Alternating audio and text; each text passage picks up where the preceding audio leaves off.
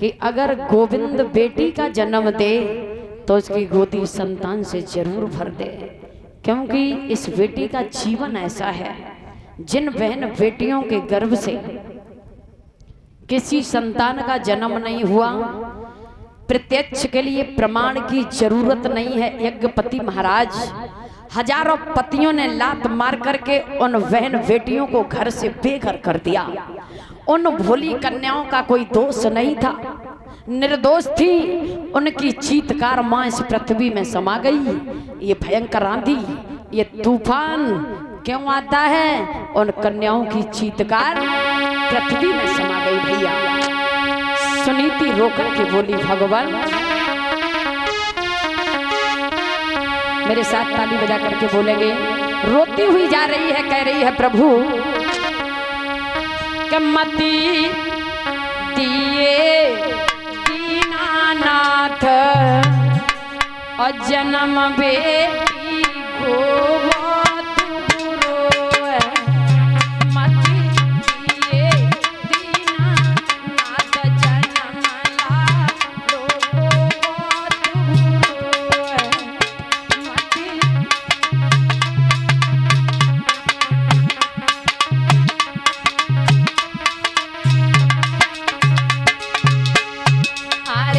मात पिता दोनों माई को है, मात पिता दोनों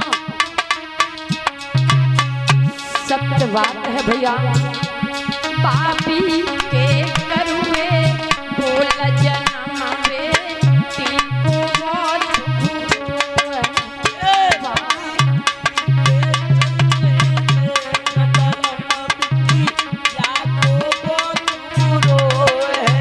बहुत सुंदर बेटा सेवा। मती दिए दीना नाथ जन्म लाडो को बहुत बुरो है। मती दियो दीना नाथ जन्म बिटिया को बहुत बुरो है। अरे सासु ससुर दोनों सासु सासु ससुर दोनों सासुरो है। और अपने पति तो सुख चैन, और अपने पति तो सुख चैन जन्म बेटी को बहुत बुरो है। मती दियो दीना नाथ जन्म बिटिया को बहुत बुरो है। और अरे गोदी में बेटा तो सबकी प्यारी, गोदी में लौआ तो सबकी प्यारी। बिन लाल के हुई जाई ख्वारी जन्म बेटी को बहुत बुरो है। बनी लाल के हुई जाई ख्वारी जन्म बिटिया को बहुत बुरो है।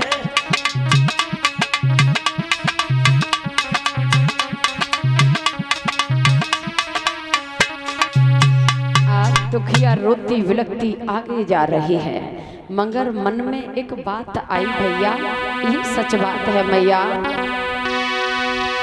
कि जन्म धर्म का साथी ईश्वर है और अधर्म का साथी कोई नहीं।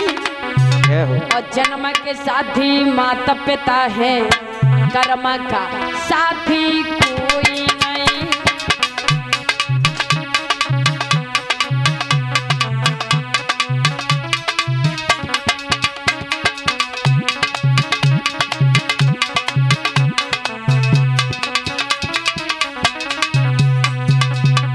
कवि लिख रहा है, अरे धर्म का साथी ईश्वर है,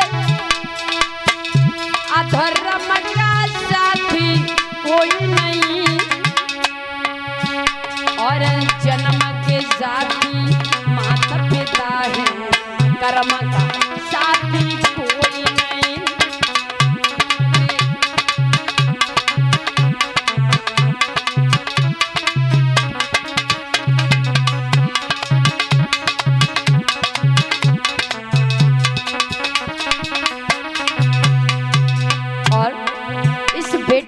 जीवन ऐसा है माँ। पहले जब शादी होती थी तो पालकी भैया कंधे पर आती थी, और जब मृत्यु हो जाती है तो अर्थी भी कंधे पर जाती है। लिखा, अरे कंधा चढ़ के आई नारी, और कंधा चढ़ के जाएगी, तन मन धन अर्पण कर देगी, कंधा ना दे पाएगी, तन मन धन।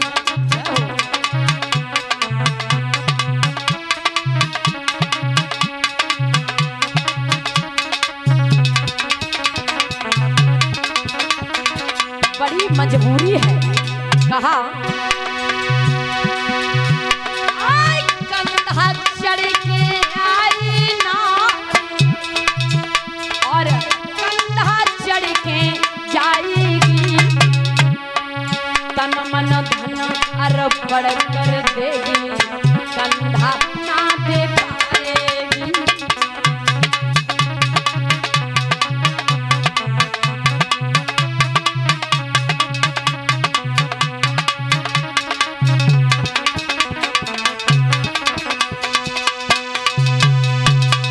रोती विलकती सुनीति आगे बढ़ रही है। धीरे धीरे पहुंच गई खेतों में, जहां एक झोपड़ी रखी है। बारे समय पल भर नहीं हुआ, वो रानी जिसके पैर का अंगूठा किसी ने नहीं देख पाया था, आज रानी से दासी बन गई, भिखारिन बन गई।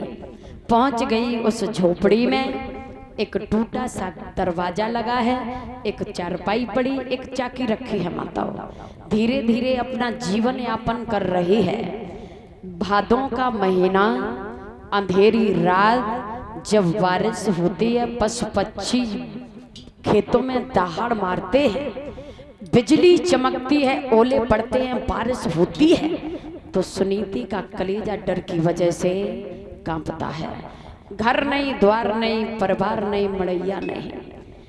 जब प्राणी के सब सहारे छूट जाते हैं तो अंत में आत्महत्या की सोचनी पड़ती है। एक दिन की बात, दुखिया झोपड़ी से निकल के चली। आधी रात्रि का समय मन में विचार के लिए, भगवान अब हम जीवित नहीं रहेंगे, आत्महत्या करके मर जाऊंगी, अपना चेहरा अब नहीं दिखाऊंगी, क्योंकि अगर मेरी जिंदगी होती तो भगवान मेरी गोदी जरूर भर देते। आगे बढ़ी ब्रह्मा पुत्र देव ऋषि नारद ने रास्ता घेर ली। आवाज लगाई, ए लड़की, आए! आधी रात्रि के समय भागती जा रही है। कहाँ जा रही है? जंगल में बड़े बड़े शेर, चीता, भेड़िया रहते हैं, कोई तुझे खा जाएगा, डर नहीं लगता? सुनीति खड़ी हो गई, जवाब दिया, कहाँ जा रही हो? कहने लगी, महात्मा जी मैं मरने के लिए जा रही हूँ। क्यों? क्योंकि मेरी कोख से किसी संतान का जन्म नहीं हुआ। नारद जी कहने लगे, बिटिया मर जाओगी तो क्या संतान हो जाएगी? तुम्हें नहीं पता, क्रोध में आकर के प्राणी आत्महत्या कर लेता है, मगर अधोगति में पड़ा रहता है। सुनो मेरी बात, जो पत्ता डाली से टूटकर एक बार जमीन पर गिर जाता है, वो दोबारा डाली में नहीं जुड़ता, अधोगति में पड़ा रहता है, कभी मानव योनि प्राप्त नहीं होती। और मेरी बात सुनो, मैं तुम्हें वचन देता हूँ, मैं वचन देता हूँ कि तुम्हारे गर्भ से पुत्र पैदा होगा। सुनीति हंसने लगी, जवाब दिया, आज समझ आया, दुनिया वाले झूठ बोलते हैं, मगर पीले कपड़े वाले महात्मा भी झूठ बोलते हैं। क्या कह रहे हो? हमारे गर्भ से। नारद जी बोले, बेटी तुम्हारे गर्भ से। सुनीति ने जवाब दिया, महाराज मेरे गर्भ से किसी संतान का जन्म नहीं हुआ, मैंने अपने पिया की दूसरी शादी करवाई, छोटी बहन आंगन में है, उसके गर्भ से भी किसी संतान का जन्म नहीं हुआ। नारद जी जवाब दिया है, बेटी मेरी बात सुनो, कि तेरी गोदी में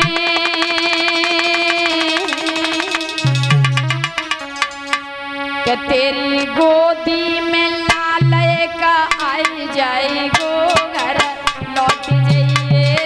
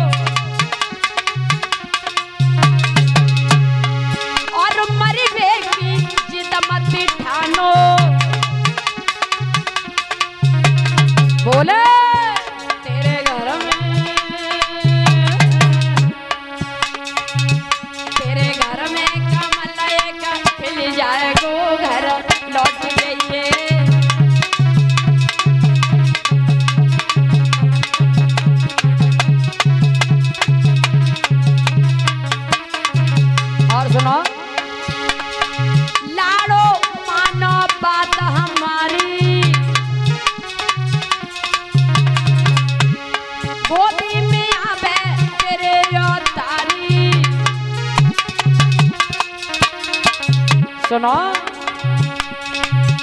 तेरो सुखो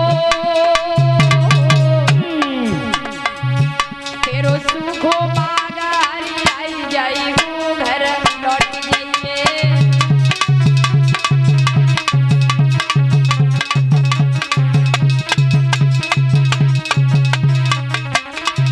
तेरी गोदी में हाँ तेरी गोदी में लाले का आई जाई वो घर लौट जाइए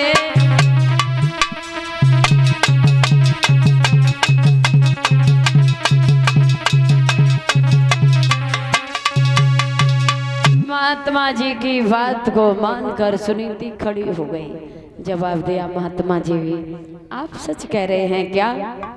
बाबा नारद बोले सुनो बेटी तुम्हें नहीं पता है कि मोर बचन चाहे पड़ी जाए फीका संत बचन पत्थरी की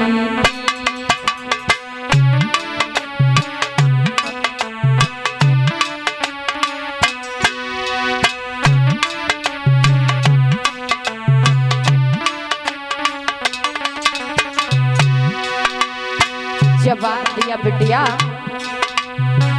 मोर बचन चाहे पड़े जाए फीका संत बचन पत्थरी की